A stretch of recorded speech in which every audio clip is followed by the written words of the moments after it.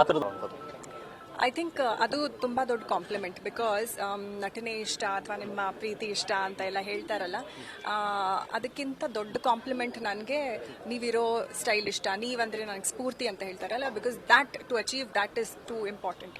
So ನನಗೆ ಅದು ಖುಷಿ ಇದೆ, ಹೆಮ್ಮೆ ಕೂಡ ಇದೆ.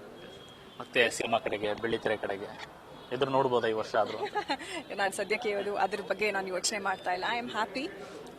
ನೋಡೋಣ. I am not really thinking about it right now. Try ಮಾಡಬಹುದಾ ಅಂತ ನೋಡಿ.